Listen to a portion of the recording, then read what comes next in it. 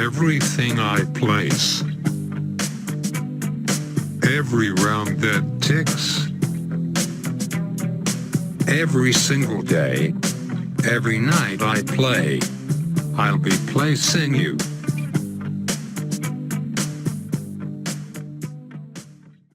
Hello, and welcome everyone again to another epic OP strategy episode where we explain the thoughts and process behind developing such a mechanically difficult to use strategy.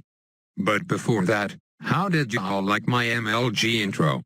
I'll admit this one was a bit of a downgrade over the other ones because I have trouble trying to hold long notes, but I did the best I could and you can't ask for more than that.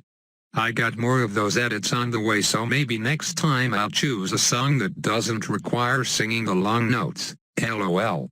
Anyways, today we will debunk the mystery of the golden shark and why so many sub 50% win rate people build it on round 2.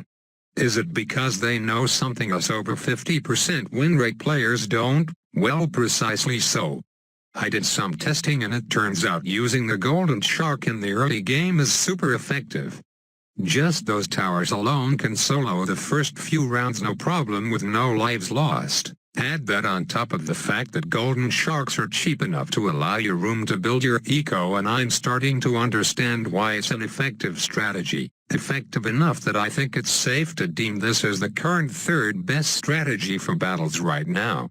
So let us walk through the entirety of the strategy. Luckily there's very little thought to it compared to strategies like the Super Monkey Exodia, so even brain-dead people like you can pull it off with relative ease. All you have to understand are these two simple steps. 1. Spam as many golden sharks on the map as you can. Positioning of the shark doesn't really matter because its range is so huge that it'll catch part of the track no matter where you place it. See why I say it's an easy strategy to pull off now. Step number 2 is even simpler. Once you feel your defense is strong enough for anything, rush your opponent and kill them with balloons. 99% of the time it will work because they are not using any of the 3 best strategies and as such will have clear holes in their defense. You just have to know what to rush with at the right time. For that game I opted to go for regrow zebras and rainbows because wizard users deserve to suffer a painful and horrible death. So we got a 100% win rate so far, not bad if I do say so myself. Our next game is on Rally, and if you're wondering why I chose to place the golden shark in this position, then clearly you do not understand the nostalgia behind it. Only true long-time fans will know. Does boomerang in the top right corner ring a bell? If it does, then consider yourself a true fan. As with a previous water hazard map, there are no bad golden shark spots on Rally, so you are free to put them wherever you like. Enough of repeating myself. In the next few minutes, how about we brace for the inevitable on this video with a dumb comments segment from our previous OP strategy video. If you're wondering, yes, despite the 15-second beginning of video disclaimer, dozens of people still didn't purchase their sarcasm detector and as such made a complete fool of themselves in the comments section. So I'm here to embarrass their asses even more. Dumb comment number 1 says, "What people send the eco then that strat sucks." So you're telling me a super monkey will die to group balloons? Well, think again, kid. Some of the comments that replied to this guy were for some reason deleted, so we're just left with these hilariously awful comebacks to read. "You should go aggro and go to poo with your Virginia" is probably one of the dumbest sentences I've ever read in the history of YouTube. I shouldn't expect much from a guy who says he's 10 years old though, and God forbid he joins MCOTH. The average age of the players is low enough as it is. I just want to pause the segment for a bit because I'm about to finish this hacker off with comma balloons, and I say hacker because he beat comma regrow reds without using any of the 16 methods I listed in my video. Not that there's only 16 ways total, but from my experience there is no way a lightning wizard, plasma monkey, and farm can beat that. So it's safe to say he fully deserved that loss. Too bad we forgot to report him at the end. This next game I'm going to switch up my strategy a bit, and I'll explain that later. Let's continue dumb comments. Are people this stupid to not realize that you can easily get combo detection through the monkey village? How else could you possibly explain the reasoning for all of this?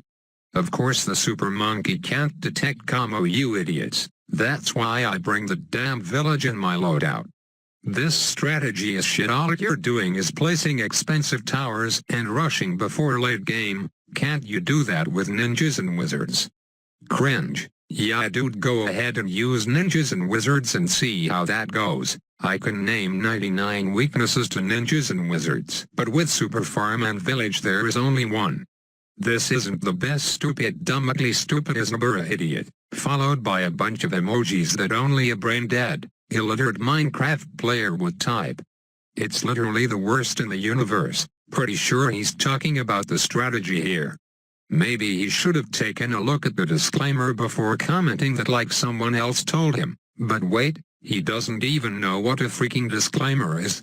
I swear the only reason I get so many views on videos like these is because the internet is full of dumb idiots who can't spell or purchase sarcasm detectors. So where else am I going to get those viral views from? So please everyone, do me a favor and help these poor souls out by getting them a sarcasm detector, cause it's time to stop all these stupid comments. So yeah, about that different strategy I was talking about for this game. You will see I have now added the legendary farm to my loadout as an alternate way to rack up mad ego, but it doesn't really matter whether you use them or not. And I also bend the rules a bit by purchasing a red shark, but it's essential to do that in order to deal with any combo bloons the opponent sends at you. Now for revenge for the last match, combo regrow reds. No aimbot hacks this time, so players gotta go down slowly but surely. That's 3-0 so far. By now if you're not convinced this strategy is legit, then I welcome you to watch the fourth game. Winning 4 in a row is extremely rare in this game, even rarer than the Pepe, and can only be achieved with extreme luck, skill, or using a strategy like this one. So again I will leave you off with the remaining matches. It's safe to try it at home, so make sure you let you know how many games you win and how many medallions you won. For maximum gain I'd recommend using this strategy in BFB Coliseum Classic mode. If you want to see the fourth best strategy, make sure you like and sub as well for more. Have a very sharky day.